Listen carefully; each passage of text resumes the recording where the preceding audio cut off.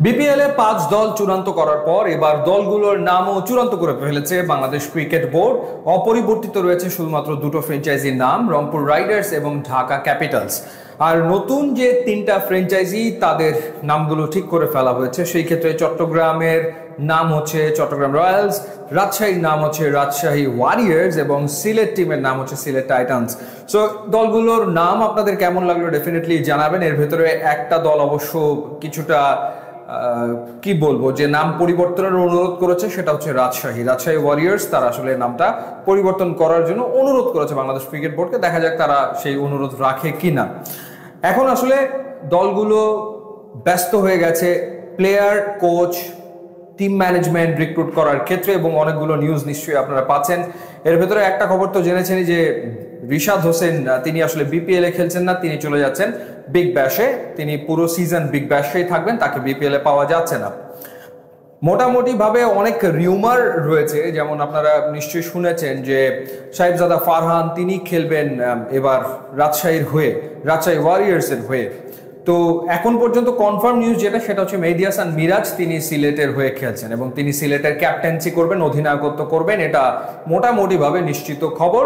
পাশাপাশি ন্যাশনাল টিমের আরেকজন প্লেয়ার নাসুম আহমেদ তিনিও আসলে সিলেটে খেলবেন। এই দুজন কনফার্ম বলা যায়।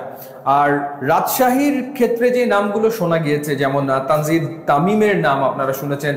তানজিদ তামিম গত সিজনে ঢাকা ক্যাপিটালসের হয়ে খেলেছিল, সুতরাং এই সিজনে তানজিদ তামিম কোন টিমের হয়ে খেলবে সেটা নিয়ে তো অনেকেরই আগ্রহ রয়েছে। রাজশাহীর পক্ষ থেকে তানজিদ তামিমের সাথে যোগাযোগ করা হয়েছে, কিন্তু এখন পর্যন্ত ফাইনাল হয়নি।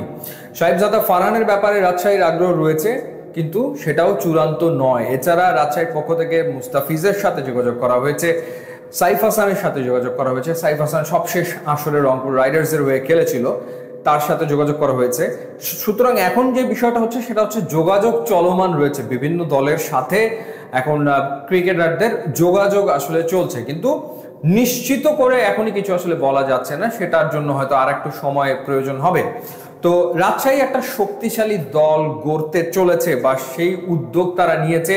তারা মোটামুটি ভাবে ন্যাশনাল টিমে যারা রয়েছে তাদের সবার সাথে যোগাযোগ স্থাপনের চেষ্টা করে অনেকের সাথে কথাও আসলে বলে ফেলেছে।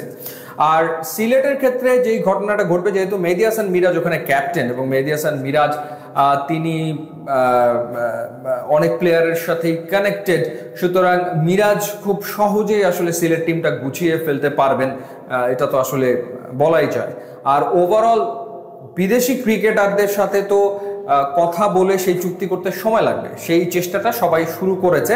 যেহেতু কিছু এজেন্সির মাধ্যমে ওই ফরেন ক্রিকেটারদের সাথে আলোচনা করতে হয়, তো সেই কারণে এই নিউজগুলো আসছে যে অমুক ক্রিকেটার অমুক দলে খেলবে, কিন্তু সেই চুক্তিগুলো না হওয়া পর্যন্ত তো আসলে বলা যায় না যে সে আসলে আসছে কিনা, বা সে আসলে কখন আসবে, কয় ম্যাচের জন্য চুক্তি হচ্ছে এবং কয় ম্যাচে খেলবে। সো দেখা যাক, লেটস সি। সো আপডেট তো পাওয়া যাবেই, তবে এখন পর্যন্ত এটাই নিউজ যে সিলেটের ক্যাপ্টেন মেহেদী হাসান মিরাজ, রিশাদ বিগ ব্যাশে, আর রাজশাহী তারা একটা শক্তপোক্ত দল গড়তে চলেছে। ইউটিউব এবং ইনস্টাগ্রাম লিঙ্ক দেওয়া আছে, আপনারা যোগ দিলে খুবই খুশি হব। And thanks for watching.